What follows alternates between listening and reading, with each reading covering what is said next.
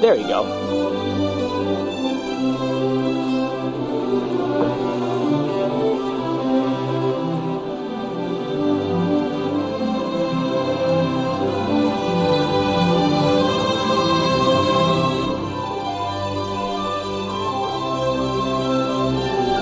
Surprised I remembered how to set all this up.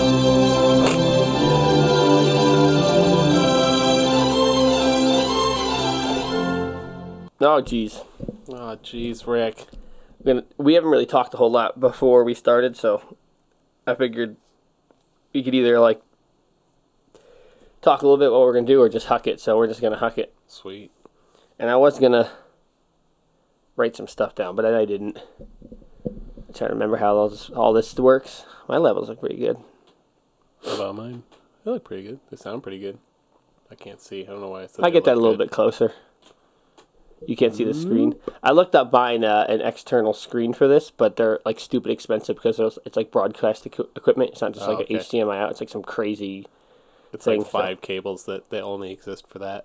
No, it's one. It's a normal cable. It's the same cable the security cameras use. Okay. But like the screen itself is like ridiculous. Whatever.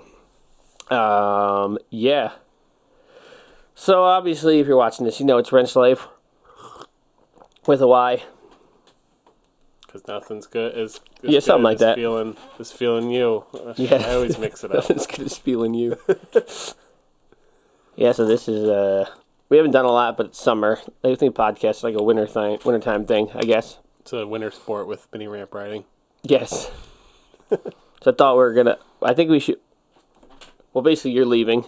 You're moving. So I thought we should just do. We'll get to that. I think we should do a recap of what you've been up to, what I've been up to. And then the fact that you're leaving. And then there was something else. So there's 2 things. Oh, the SSRI. Yeah. So I don't know if one of those makes sense to do first or second. We probably could say just you leaving for last. Yeah. That's the SSRI stuff we could jump into, too. Yeah. That'd be a good foreshadowing for actually the moving stuff. Yeah. But anyway, yeah, it's almost August, which is crazy. Yeah. We haven't done one of these in a while, and then you've been real busy, and I've been really busy. This month's been crazy for me. 1,000 miles don't come easy.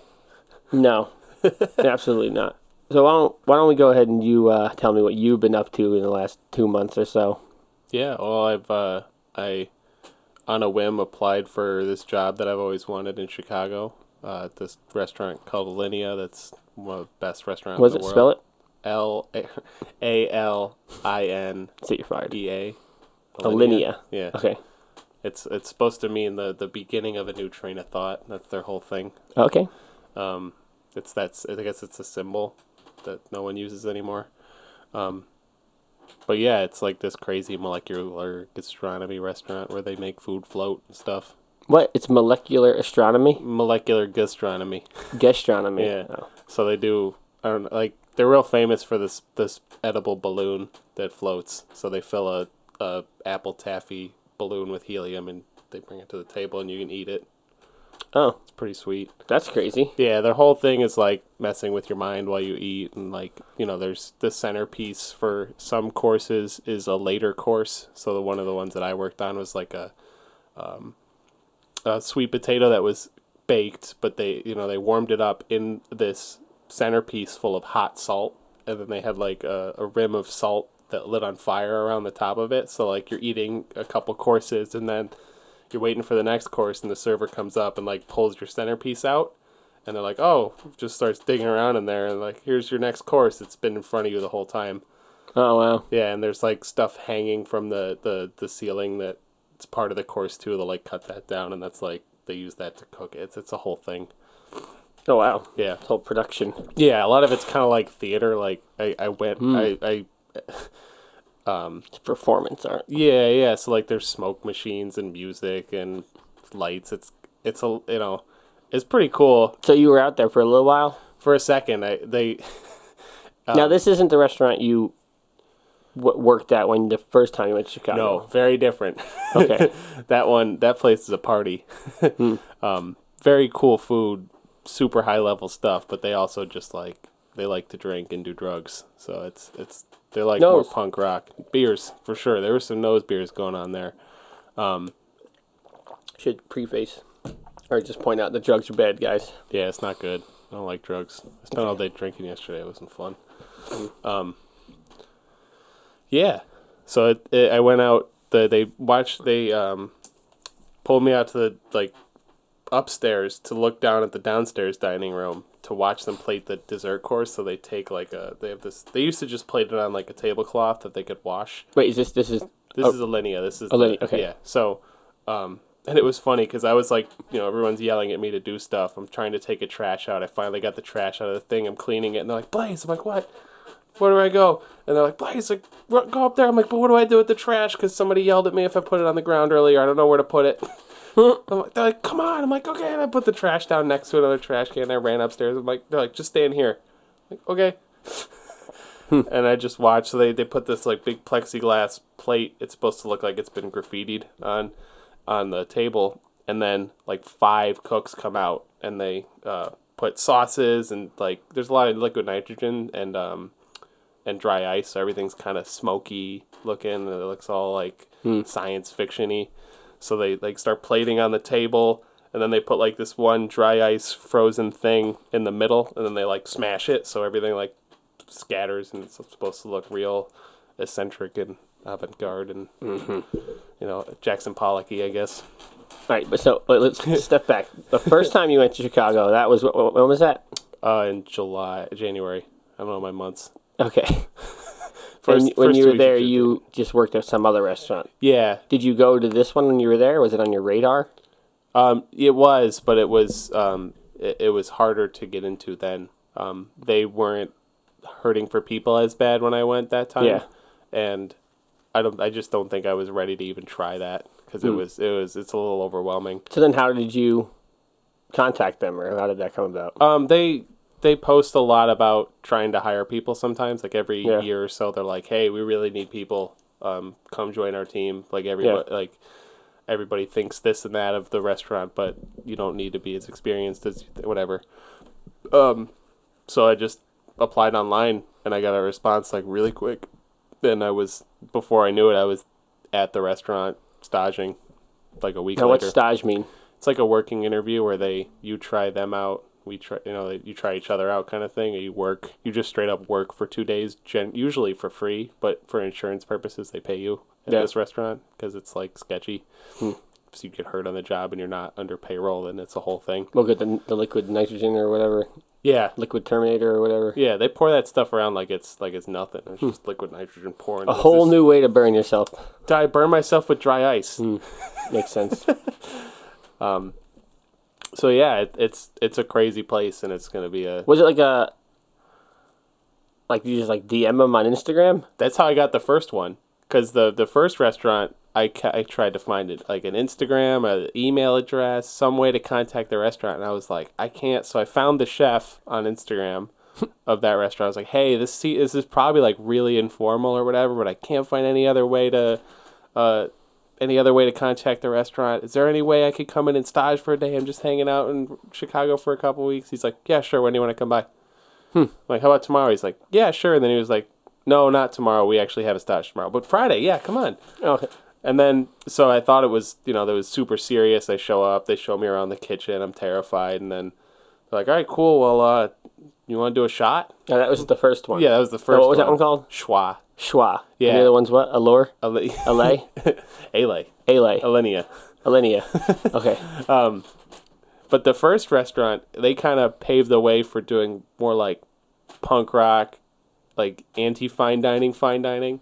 So they were they had no tablecloths. The lighting was weird. They listened to angry music and they're playing Metallica and stuff in the dining room all night in a restaurant where you're paying $100 a person. Oh wow.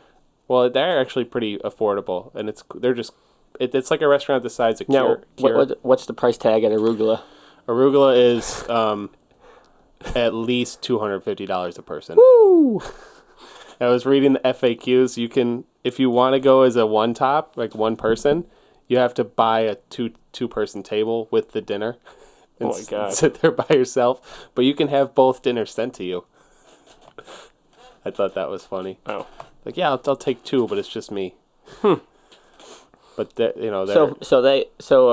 Aurelia, was it? Alinea. Alinea, Asparagus. asparagus.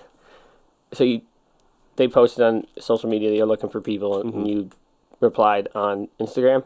No, they have like a whole hiring. There's like this restaurant hiring service No, called you Culinary. you have a Agents. resume. Yes, I have a resume. I made a resume. Okay.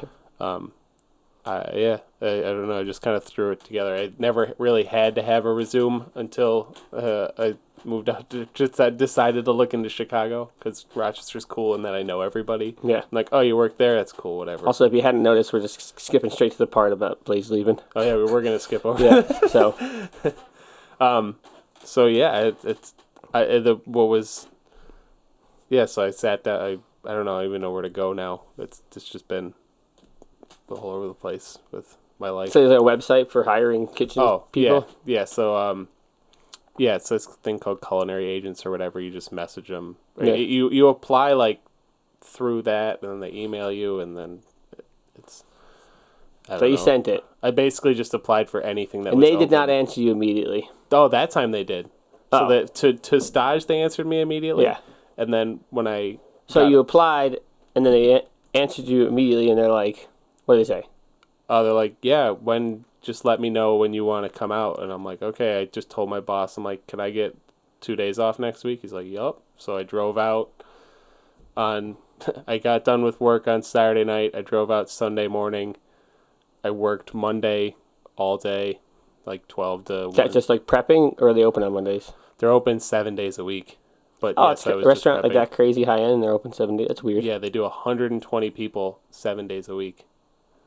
Oh, wait, so they're that expensive and that big? Yeah. That's insane. Yeah. Wow. That's part of how crazy it is that there's such a high demand for people going there that they can pull off doing it 7 days a week at that cost. So they got back to me immediately. That was a whole, I mean, that we could talk about that in our mindful moments. That was a rough week. So you drove there, worked your ass off. Yeah. And Chicago's not close. So that was like 20 hours of driving, 24 hours of working in 4 days. That sounds pretty terrible. Yeah, and it was, working there is nuts. Like, if you're not doing something with your hands at that moment, someone's yelling at you to do something. New American foodie destination? Yeah. It's So it's like pretty close to downtown, huh? Yeah, that's the other thing, is it's a half an hour away from my cousin's house where I'm going to be staying, so... I'm looking at the map right now. Jamie, can you pull it up? Yeah, and so... How long is that drive? 10 hours.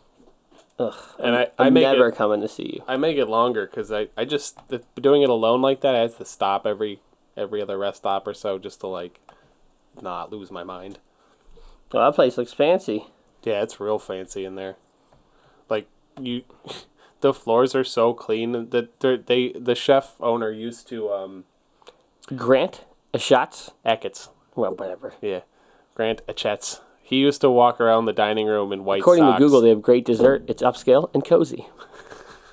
Not kid friendly. It's got $4 signs next to it. Yeah. 4.6 stars. That's pretty good. That's almost as good as a skate park. I have 4.8. $4.8 signs? No, 4.8 stars. Oh wow. Oh wow! Look at this. Yeah, it's. They have valet. Yeah, there's nowhere to park. I just paid $15 to park when I was there because I didn't want to worry about it. What was I gonna say? That's a crazy looking thing. Yeah. That dining room doesn't look very big. It's like 3 dining rooms. So they have one room that's just to the end of the kitchen. Well, they have one glass room at the end of the kitchen called the kitchen table. So you're basically in the kitchen, and then next to that is the gallery, and that's like a big long table for like 20 people. If you're one of the 6 people that listen to this, you gotta Google this, Alinea. Food's pretty crazy looking. Well, go on. It's you gotta watch that Chef's Table episode. It's season 2, episode 1. It's this whole. I was super excited when it came out because I've read this guy's book and I've been super interested in this restaurant forever. But he has this insane story where the chef got tongue cancer and they were gonna remove like his whole face because that's what they do when you have like well, this part of your, I guess, sorry, your Was it neck. Nicolas You're Cage? You're gonna do this, and then they go in and rip out your throat. Yeah. But essentially, he was like, well, I'd just rather die. I'm not. You can't take my tongue. I'm a chef. It's like this ironic story, and he was pissed too because he's like, I don't want that to be the only thing they think about the restaurant. Like, the chef had this ironic, horrible thing happen. So eventually, they found a different doctor that just radiated and chemoed him for like crazy. Yeah, They just shriveled him up, and this dude was doing chemo and still working 15-hour days at the restaurant. that's crazy. And like writing a book. They were doing the cookbook, so he's like doing the cookbook while he's getting chemoed and then working 15-hour days. And he lost his sense of taste after he went into remission of his cancer. So for a while he just couldn't taste anything. And then he learned how to taste again after a couple months, which was really cool. That's like crazy. As like one of the best chefs in the world. Did you write a book about that? That's in the book. He didn't write a whole book about it. What's the book called? Life on the Line is the book. It's a pretty good one. I really like it. It's just a crazy story about how he came to be as the chef. The other thing is, before he opened Alinea, he kind of got got a lot of recognition from this restaurant called Trio in Chicago. But the owner's son of that restaurant we used to work at Two Vine. Oh, really? Yeah, so I know him, which is cool. Him and his wife I've both worked with. Just a weird thing. But Interesting. yeah. It's funny how everything kind of connects in one way or another, but So you staged out there. yep. And I then got you offered a came job. home. Yeah, I got offered a job. The chef, he and I sat down, and it was a really cool conversation. After you staged? After I staged, Okay. yeah. So they usually say they cut the stage early, so you don't have to like clean up and close as much the second day, and they sit you down and offer you the job or not, talk to you about it. And staging, especially in a place like that, is really cool because a lot of the time you think that no one's really paying attention to you. You feel like just a little cog in the wheel and doesn't mean anything. But then you sit down with the chef and they're like, okay, we noticed like this, and this about you. We think you could be a good fit. And, I almost laughed because he was like, one of the things we look for is like maturity. And he's like, we think you have that. I'm like, really? He's like, it's about maturity and how you carry yourself and how you act. And it's way less about how well you cook and more about how well you can learn and follow direction. And that goes for any kitchen. Like if you go in thinking you know everything, then you're already way behind. But I think a very wrench life thing that he was talking about was Alinea he had a really way better way of putting it because he's like a real stoic, scary guy. Yeah. Very precise and whatever. But he was saying that it will put a magnifying glass on you and make you notice everything, that all of your faults, and magnify them, and you'll find out if it's like you're too slow, you're unorganized, you're messy. He will do that, or the restaurant? The restaurant will. General? The restaurant will do that to you and make you look at yourself and because you have to work at such a high efficiency, that you have to figure that stuff out, or else you're gonna crash and burn. But it also gives you the opportunity to overcome all those. How did the kitchen look? Amazing. Yeah. It's immaculate at all times. When they break down twice a day that I saw. I don't know. I get in at 6 a.m. when I start, so I'm sure there's a third one in there.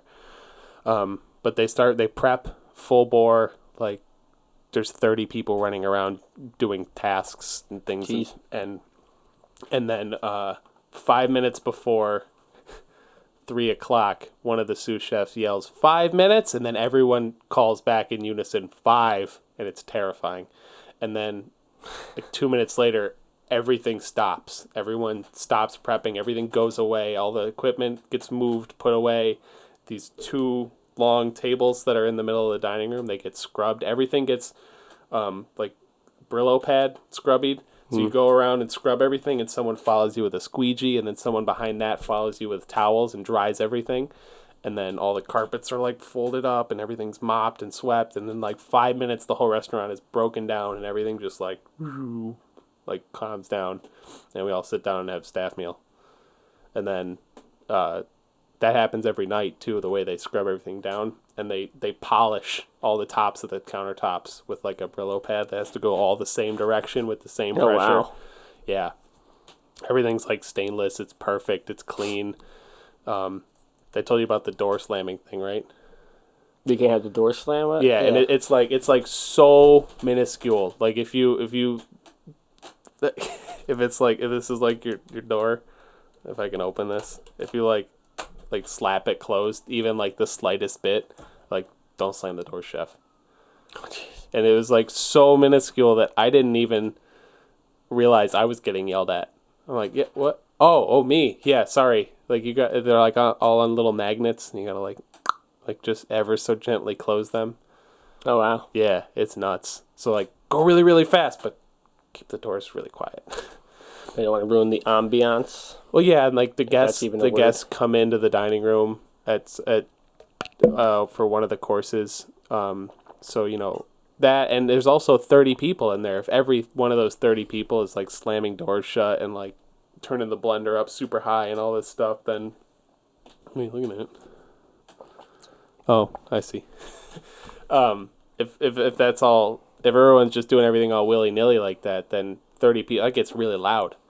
Yeah.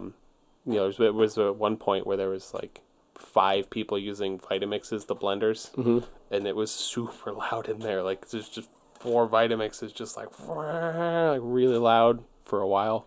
So even that's just like loud. But yeah, so there's that kitchen, and then there's a prep kitchen upstairs in a different building around the alley.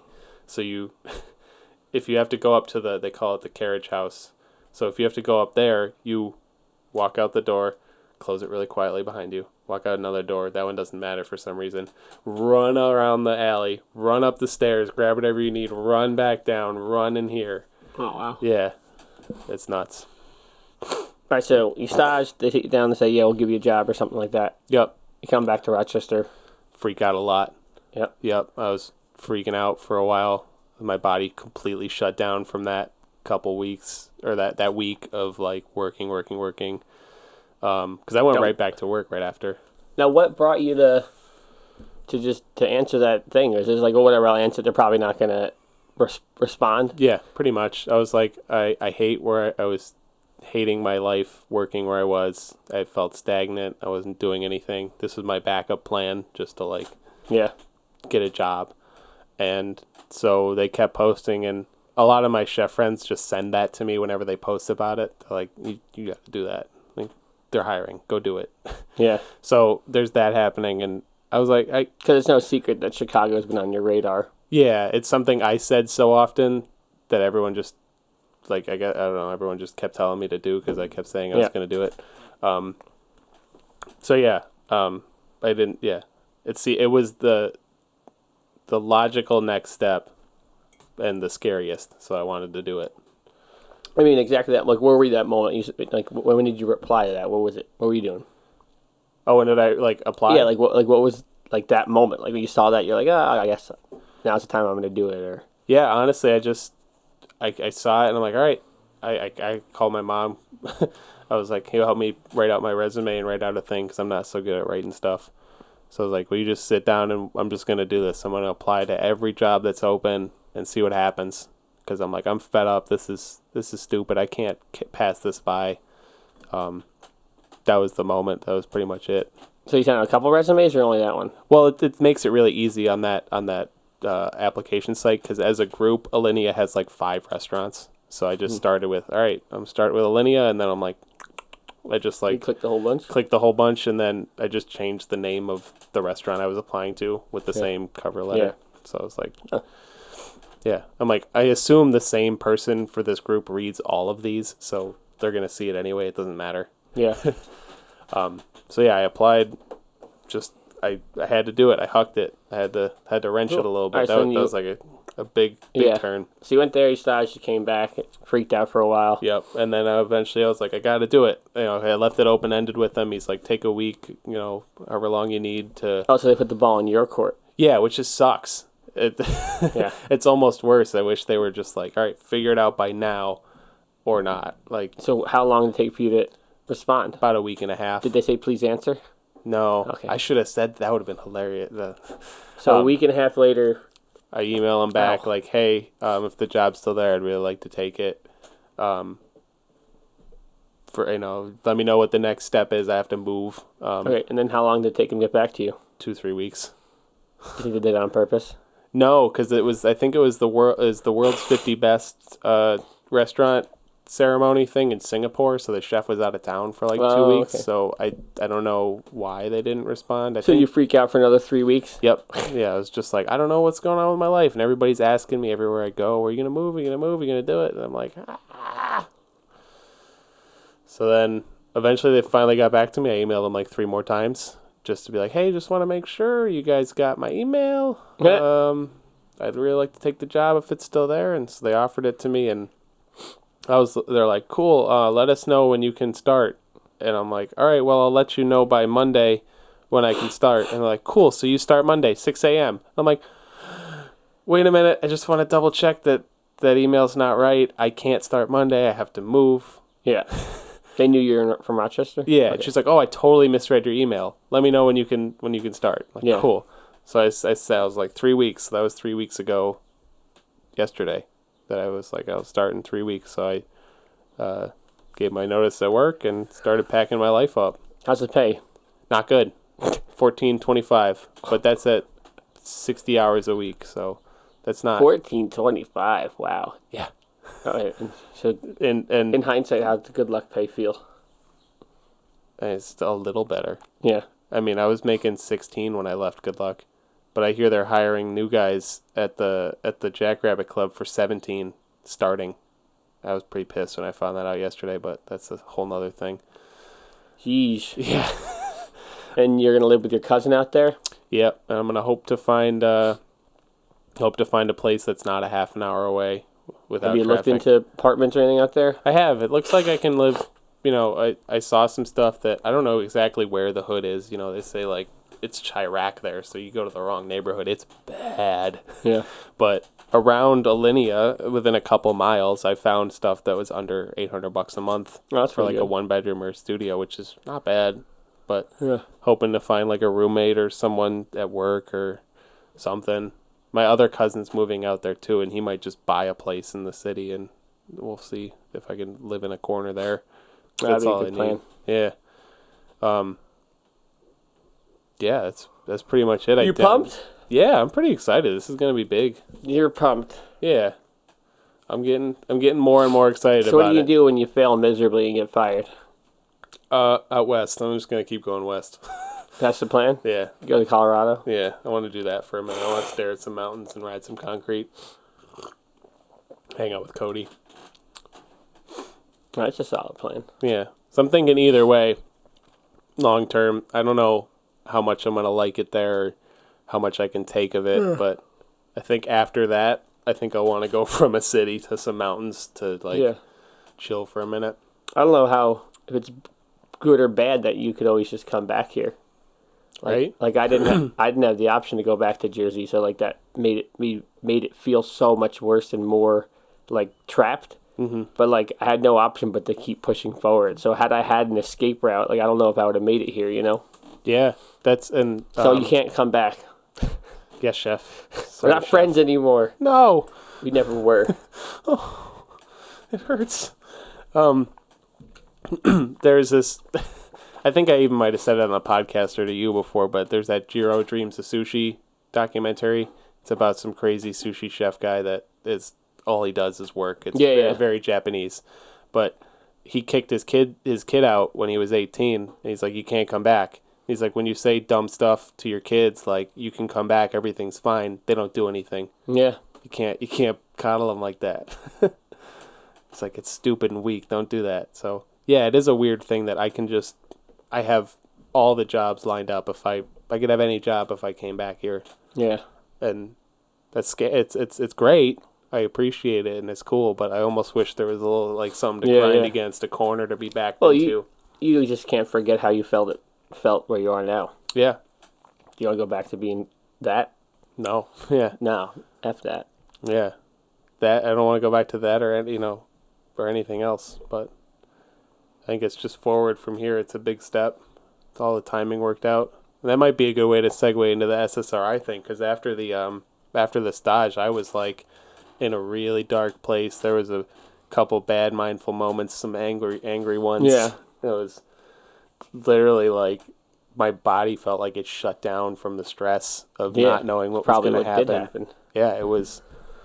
Or sometimes you just gotta, relax a little bit. Gotta take a little time. Well, let me just touch base on what I've been up to real quick. Yeah. And then maybe we'll do moments and then go into SSRI thing. Perfect. I've just been riding bikes. Summertime's like winter's my busy time, so summertime's my easy time. Summertime's like my winter time for most people. Yeah. So I just did this 1,000-mile challenge in this month, which I'm disqualified from winning anyway. What? Yeah, I read the fine print. There's no point of really getting into it right now, but the gist is I rode 1,100 miles this month. I was going to do 100 yesterday, but I decided not to. I got summer camps at the skate park, so that's tough. I did both one summer camp week. I worked like 70 hours and still rode 170 miles.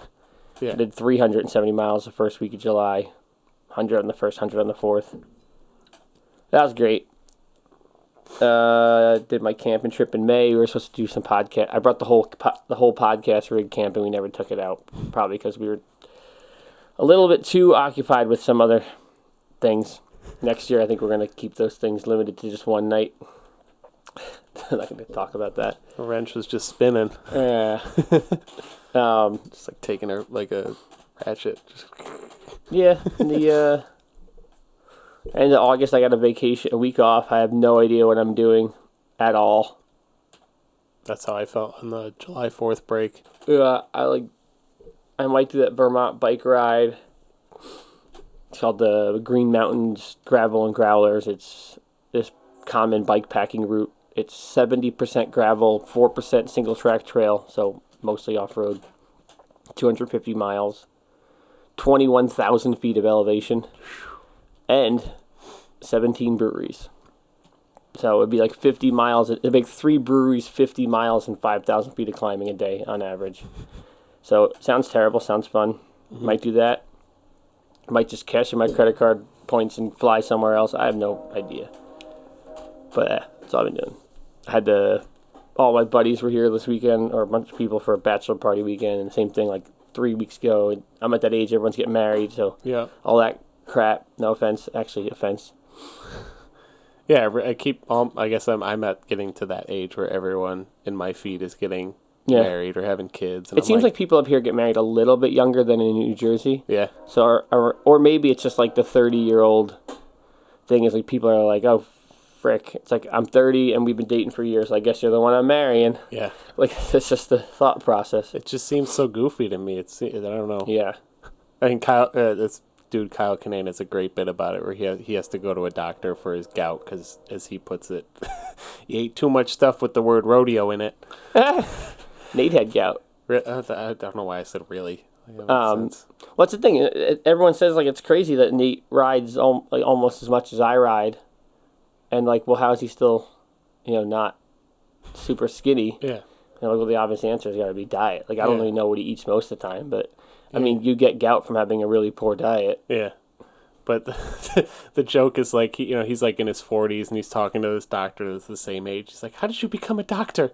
We're so young. It's like, I guess that's what you can do with your life. You can become a doctor. Or he's like, I got gout the same day I got my Ghostbusters gear. Yeah. Jeez. But what was I saying?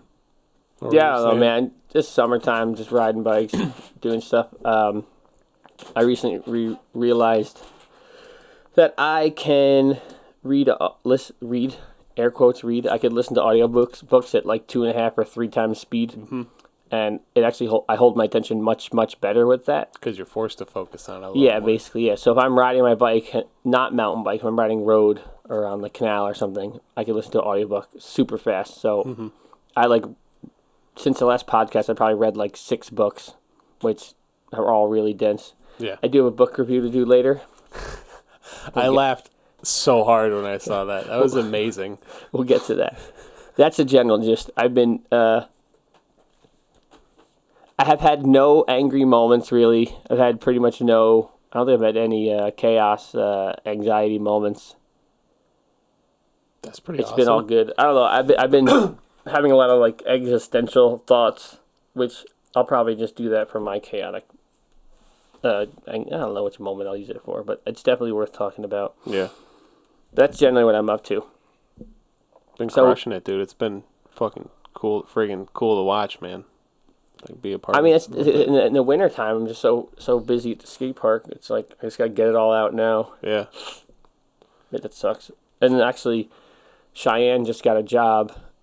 She's the one that works for me. If you guys didn't know, she's in a nursing program. She got a job at a hospital starting in the fall. So she actually just told me last week that she's not gonna work for me anymore, which is it's not bad because Josh comes back, so I'll have one employee. But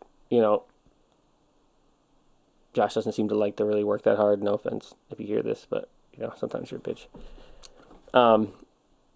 Clark's great, but Clark's young, so I gotta. So this winter, I'll probably lose a bunch of flexibility again and have to work, and I'll have to try to hopefully find someone. Well, it's hard to find someone that would slide into that job like that because she never worked at RASP, right? No, basically Terrell trained her. Yeah, so Terrell trained her, and she just had. It's almost there's something to having like a girl at the counter that isn't Maya. That was a whole different thing. Kinda, I don't know. It's a lot of times like teenage girls babysit, so a lot of the skate park stuff is kind of like that babysitter mentality. Yeah, the boys gotta kind of be scared of the girl, for it to be effective. Yeah, like Tony's cousin. The one time she worked there and it didn't work out. Yeah, no, she's very timid. Yeah, but yeah, that stressed me out because I gotta find someone and train him over the winter, and hopefully, because at this time of year in the summer, every Saturday I pretty much leave Cheyenne and Clark at the park so I can go out and do stuff. There's been a bunch of times. The other day I showed up with 2 coffees, and I was like, "Oh, I got a coffee for Dave." And Cheyenne's like, "Where's Dave?" He's like, "Riding." I'm like, "Oh, I guess I have 2 coffees now." But you should, on Saturdays a lot of times midday I just jump out. Yeah. But anyway, yeah. So let's just jump into some moments. What do you want to do? You got a beautiful moment? I got a good. I guess chaos. Definitely chaos. You know that feeling. Room spinning. Get a bird trying to have a panic attack. Let's hear it. The song that actually kept coming to mind when I think about this is the Suicidal Tendency song, where he's like, "Then they just keep bugging me. Yeah. They just keep bugging me." Ah! So I was. This was post stage. I think like that Friday or something. You're back in Rochester. Back in Rochester. The girlfriend and I were kind of getting into it about just what's going to happen. And, my whole life has been kind of up in the air for like 6 months since I left Good Luck. And that's just how it is. I wasn't really sure what was going to happen next. It's a transitional period. And, we spent... I was extra stressed about, like, we had this week off, so I wasn't working for a week, and I was hoping to have heard back from Alinea to start packing, because that would have been perfect. I have a whole week off, just pack all my stuff up, maybe even move at the end of the week, no problem. I didn't hear anything from them, so I don't know, we were arguing. We had spent the whole day before arguing, and I just wanted to, like, just have a night to not think about it, and she just kept bugging me. No, I just wanted a Pepsi. Build up inside. Yeah, just building up. And then eventually I just lost it. I called her, and I'm like, you just need to stop. Like, just, like, I'm pulling my hair out. I'm, like, hyperventilating. My face is going numb. I just started, like, screaming and crying into a pillow uncontrollably. Like, Jesus. All my limbs felt like they fell asleep, but... not, they weren't. I was just like, my face felt weird, and like for an hour, I just like had like a comforter in the corner of in my bedroom, and I just like curled up into that and cried for a while. Probably were like redlining on like adrenaline dump or whatever, and just like it was just shutting down so much other shit. Yeah, because I mean, like 10 hours of driving is no joke. And that'll fry your brain, dude. And then 12 hours of I don't know if I didn't mention this earlier. I don't know where the bathroom at Alinea is. I didn't hydrate or eat for the 2 days I was there. Oh, jeez. I took a leak next to my car when I left after 12 hours. I drank maybe a pint of water that whole 12 hours. Jeez. My calves hurt from sprinting. And then the second day I was there for even longer. I drank maybe a quart of water because I was less afraid the second day. Still didn't go to the bathroom. So, like, my body's freaking out. And then I drove home the next day, and then I worked the day after that. So, like, boom, boom, boom, argue, and my body's just like, we're done. Just stop. Yeah, your Can't brain do this had anymore. no downtime. Yeah, I tried to go to the gym, and I couldn't. I like, almost blacked out at the gym. So I ended up, that was the roughest moment I've had in a while. That was Jesus scary. Christ. I was like, I don't even know what to do. You probably need to just go out in the woods somewhere. That's what I wanted to do that whole day. That's all I wanted to do. And then we ended up quiet. arguing about it. Yeah. I was like, I wanted to go to the Adirondacks and just, like, be in the woods. And that's even more frustrating, too, because, like, I always want to go camp that weekend when everybody else wants to go camp. Yeah. That's just the time I always have. But side note. So, yeah. Do you have a beautiful moment? I mean, I could probably think of one. Yeah.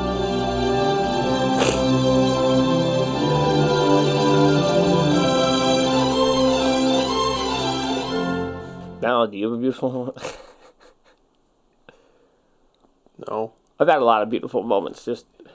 Yeah, I've had a bunch. I've been trying to think about them, but I've just been doing a ton of riding. I did that loop that we did where you do the Greenway to Lehigh Valley and just like being able to ride a 50-mile loop and not have to really be on any roads is just super nice. Just super thankful. The weather's been nice. It's been hot. The heat doesn't really bother me. Mm-hmm. It's crazy. I just going full send on everything. It's sweet. Just, I don't know. yeah. I have no downtime, but that's like how I like rolling. Like, Yeah. I think I've ridden close to 100 hours this month. I can actually tell you. Time ridden. Yeah, time. It's time moving actually. Yeah, time moving. So it's not actually all bike time. 96 hours and 8 minutes of moving time this 4 month. full days. Yeah, That's nuts. and it's like, my house is kind of a mess because I just never freaking home. And with summer camp, I'm at the park at 8:30 and I'm there till at least 9. Yeah. So it's like I'm not even cooking at home. I'm making my wrench fist at the skate park. So it's just Cool. I love those snaps with the razor blade in them. yeah, right. Cooking all You ever forget to pull that out after the picture? no. Like the candy? But yeah, I'd say that I've had a lot of good, beautiful moments. I've just been a little more present yeah, since everything kind of settled down once I took the job and put everything into motion and, like, this is what's happening. I just kind of, like, the SSRIs help. We'll get into that. But, yeah. I don't know. The other day was I riding home drunk?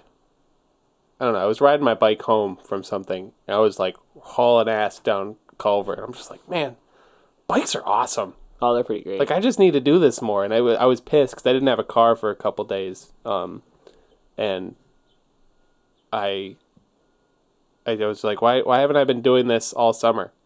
Because you have that little argument in your head, like, I got to go run these errands first or this or that, so I can't ride my bike. And then I just didn't. Like, so I didn't have a car. So I'm like, all right, well, I have to ride my bike, and everything works. Yeah, it's like everything else you do enough times, that fight gets shorter and shorter. Yeah. What I was going to say before, it's not exactly like a anxiety moment, but I have these, like, existential thoughts all the time. I'm always, like, I've been reading all these books, and they're all, like, deep, heavy content, and I'm always thinking about it. And at the same time, I'm always like, man, like, it hardly matters, like, we're just, like, we're not here for any particular reason. It's just, like, evolution brought us here, so it's like, I saw my tweet yesterday, and I said, how can everything be so meaningful and so meaningless? Yeah, I was wondering what that was about. Like, you could look into anything and be like, oh, well, like, all the, like, peacocking and all virtue signaling and all these, like, random things. It's like, well, yeah, there's a meaning behind everything. People don't even realize all the things that they do It's like they're signaling things, and there's like a evolutionary reason why we do all of the things we do. So there's meaning behind it, but at the same time, it's like there's no greater purpose essentially aside from your self-defined purposes. So it's like everything. You can be hypercritical about every little thing. At the same time, like doesn't really matter at all. Yeah. Is it kind of like so? I have these. Like usually it's about like I'll stop riding and like sit down for a few minutes, have a drink of water, and I'll just be like thinking about something, and be like, oh, that doesn't really matter. And it's like, it's like Yeah. I don't know. It's super existential. Yeah, it's scary stuff to think about. I think that's part of why I started freaking out a lot. It's because I keep thinking like I'm having like I guess like quarter life crisis on my own, like 20, almost 25. I'm thinking like, well, what matters? Yeah. None of this like I gotta do something. Well, it's like your personal fulfillment is one way of looking at all that matters because that's all that really your life is going to be. So it's like, but then there's all these other bigger things going on. Like, why the hell like I like to do all this stuff because I don't want to make the world a better place and people's lives better. But like, does it really matter? Yeah. Like it's like, is it really just come down to I'm just doing it to make it's something I do that helping other people, or at least thinking I help other people makes me feel better. So am I really helping people? Does it matter? Like, I don't know. It's existential thoughts. It's almost like, I think you've said it before where it's like, the only way you're going to be remembered is if you do something that kind of keeps your impact alive for a certain amount of time. So like, there's like almost an overarching, you're helping everyone around you to keep that impact of helping them. But ultimately it's your, what is it? Your bigger self just trying to make sure that you live on for longer by helping everyone else. Yeah, the longer people's name appear in their mouths in the dialogue, the longer you technically are alive. Yeah. I think what's happening is I have my normal ups and downs with like feeling depressed and worthless and feeling okay about myself. I think I'm like at a point where right now I'm probably at a low point, but I've just been like hammering so hard. I just don't. It like is only registering in the moments that I get that are like. Is that little bit of like nihilism, everything is stupid and pointless. Yeah. But I haven't had the downtime to really get to it. So sometimes it just like pops its head up, it pops its ugly head out from around the corner, like, "Hey Dave, still here. Still a battle. Yeah." We're still in the foxholes, where it's like Vietnam now. They got all these tunnels and everything. They poke up here and now. It's like I got a lot of them out, but like there's booby traps out there. Viet Cong's everywhere.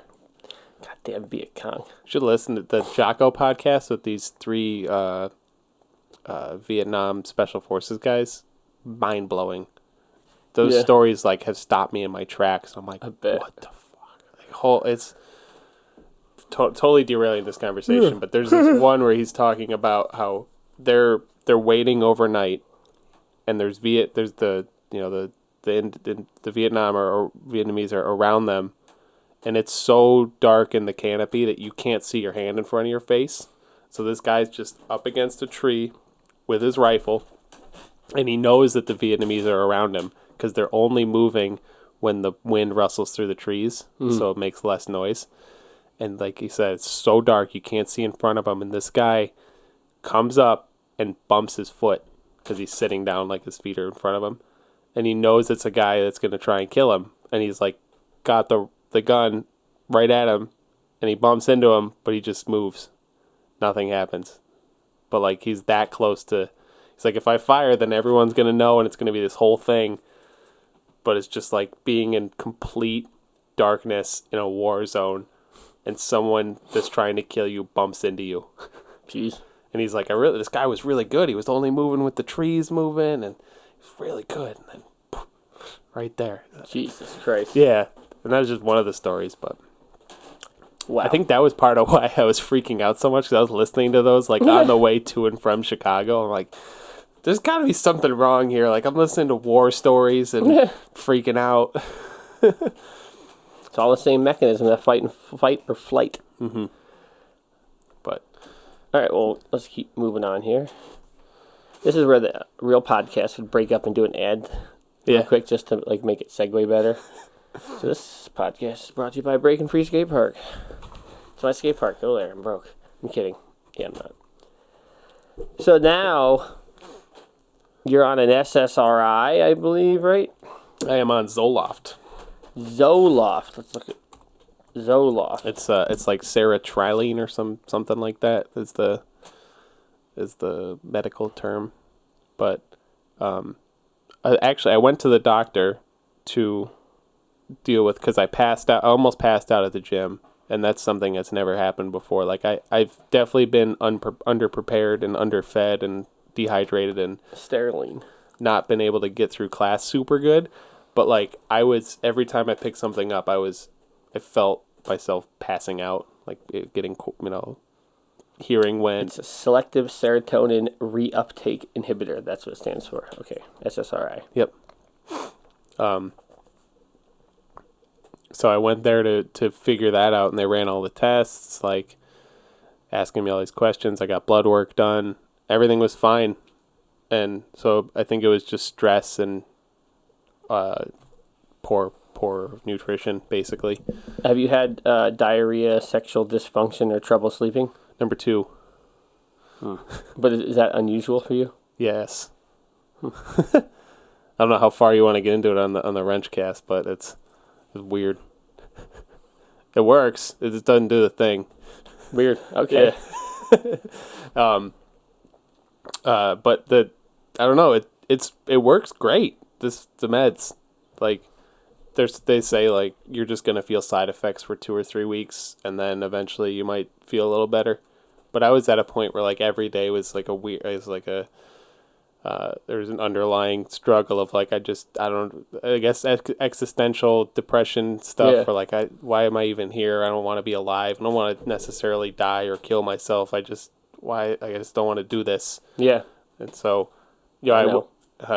I know. Yeah, it was a battle, and I started taking them, and pretty much the day after I started feeling better. Like I remember standing in my kitchen, like looking at this pill, like, man, do I really got to do this? Do I really got to do this thing? Where I'm like, all right, well, it's. What's the what context do they give it to you for? Like, is like a time frame?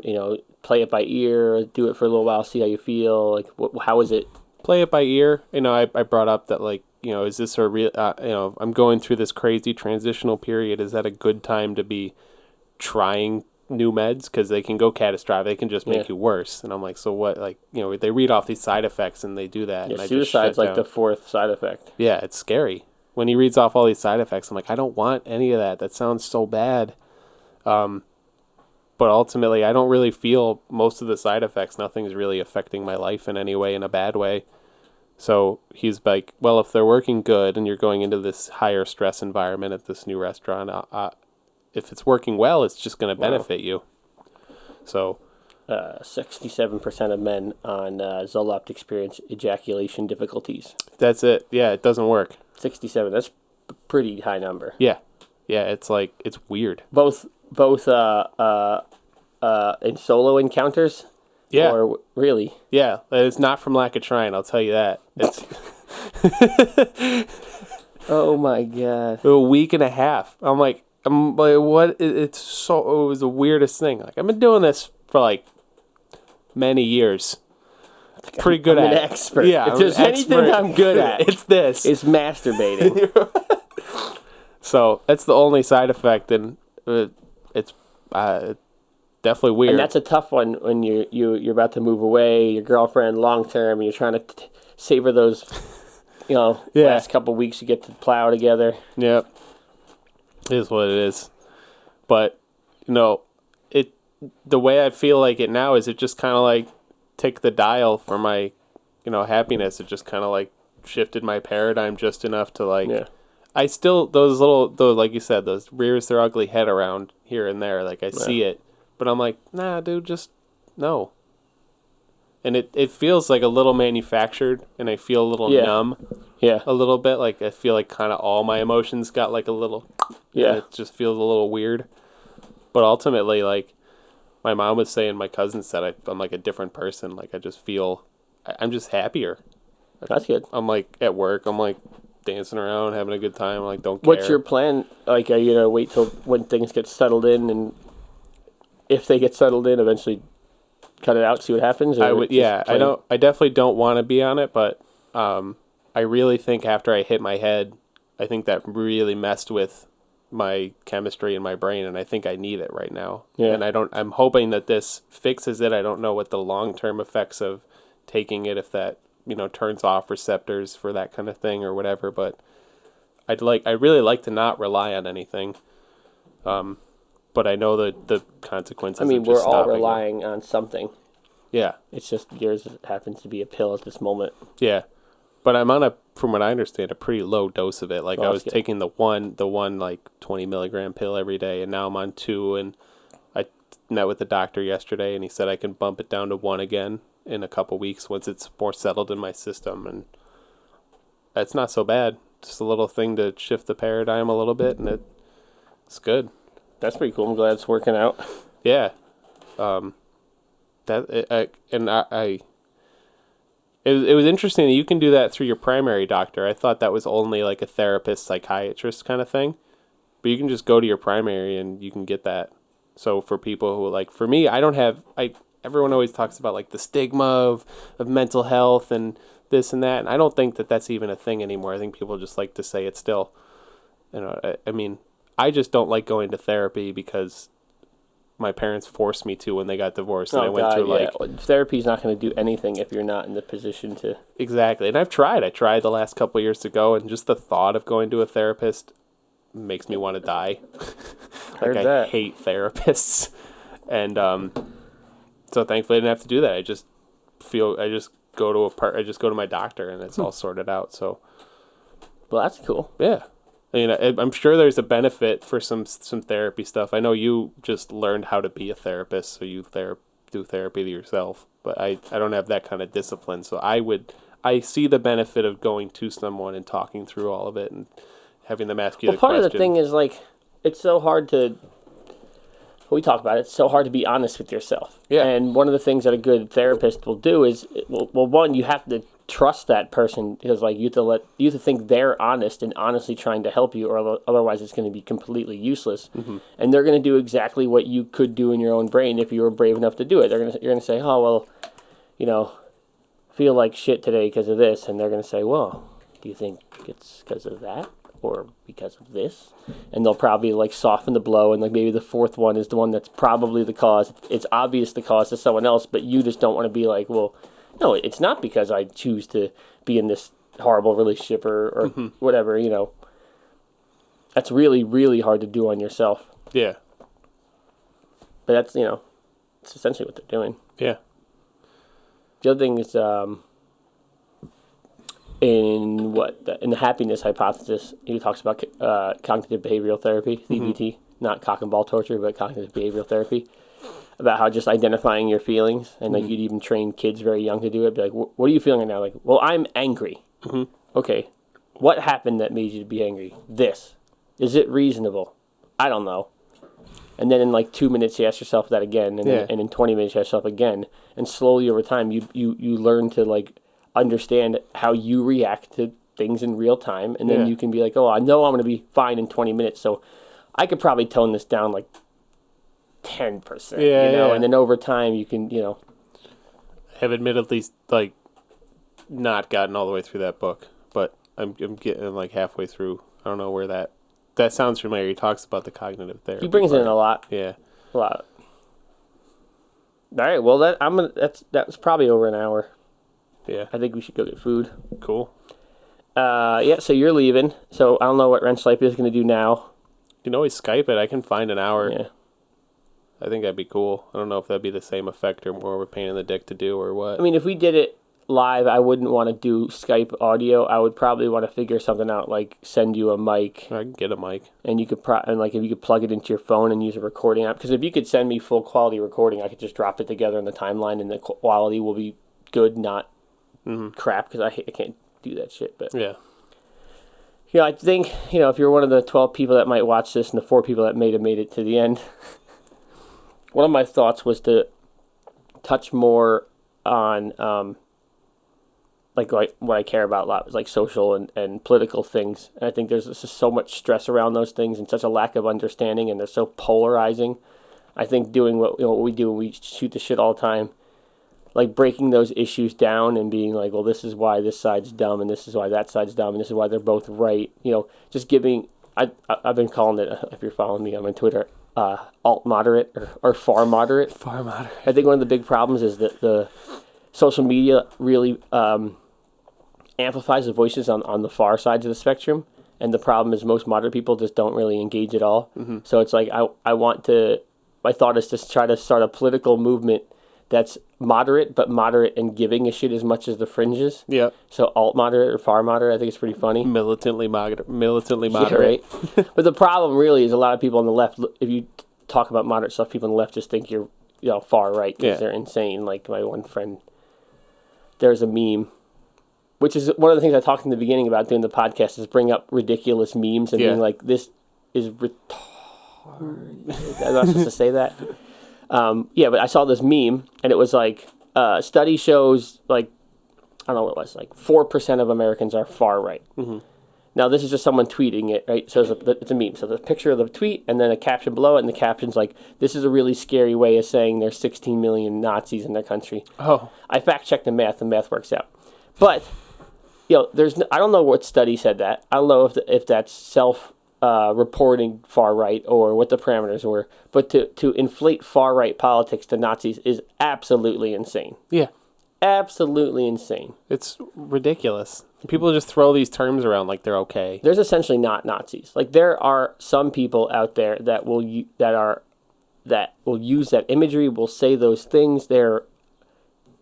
But they're still not Nazis. People with a lack of there's definitely Nazis. There's definitely people out there that like literally think those ridiculously terrible things, and they're just ill. They're just ill-advised. Yeah. Like, it's not to insinuate that everyone that's like a far right stance is. You might be like a, constitutional conservative that's like, unless it says it explicitly, then it's not, you can't do it. Like you could be like full on borders. Like, there's a ton of really conservative right stances that are nowhere near Nazism. Like, it's like that. I like to use the analogy of the mustache. Not all people with mustaches are pedophiles, but all pedophiles have mustaches. Yes. So like not all alt-right people are Nazis, but probably all Nazis are alt-right. One of the, I forget what book it was. I can't keep track. But there's a thing. The same thing you're saying. It's like most people that abuse their kids were abused as kids, but not all people that were abused as kids abuse their kids. Right? Yeah. So if your parents hit you, it's very likely that they were hit. Yeah. But only a small minority of people who hit their kids hit their kids. Yeah. Were hit as kids, hit their kids. So and those sorts of memes and stuff are so polarizing, and it's not helping. Like, remember, Blaise, your fat does not cancel out your whiteness. That one is insane. I'd love to do a whole section on that meme. Jesus. So I don't know if you're listening to this and you think that's a decent idea, we could do that. And otherwise, I think that's about it. We're gonna do one food rule. Actually, let me do my book review. I just picked up this book on Amazon. It's called Why Socialism Works by Harrison, what did I say, Levesley? Looks like it, yeah. Yeah, it's a pretty great book. There's no foreword, there's no table of contents. You open up to page 1, it says it doesn't. It doesn't. The pages aren't numbered. There's no foreword, there's no table of contents, there's no chapters. It's just, I would guess, somewhere around 100 pages of it saying it doesn't. Oh, there's one blank page for notes. So if you need to take any notes, you can take notes there. So you can get this book on Amazon. It's $9. Very informative. Can help you out a lot if you're unclear about how socialism works. It doesn't. It doesn't. And a food rule. Let's see. We're on to food rule number 6 here. Well, this is a good one. You want to read it, please? Avoid food products that contain more than 5 ingredients. Wow. Solid. So I believe that would quantify for like a singular product, like not like a complex thing. Yeah. Because like obviously you don't want to buy an apple that has 5 ingredients in it. Yeah, not like a salad that has multiple things in it. I think they mean like a salad dressing that has more than 5 ingredients. Yeah. Yep. Fair. That's a good rule. So this, this is that wrench life or whatever. Who knows where we're gonna go from here? I don't know how I'm supposed to feel, but you know, get out there and wrench your life. Right? Wrenchlife.com, is that my website? We're on Instagram, all that fun stuff. You know, that crap, whatever. And for the 4 people that listen to this, there's at least 4 people that talk to me or have talked to me like, oh, I listen to your podcast. Oh. So this is for you guys. Thanks for checking it out. Yeah, thanks. Thanks for listening to us. It's really cool. Which I just relabeled these. So was it F3? All right, that's the outro. So, yeah, wow. It's hot in here, man. I was going to put the air conditioner in here and let it cool off before we started, but not too bad.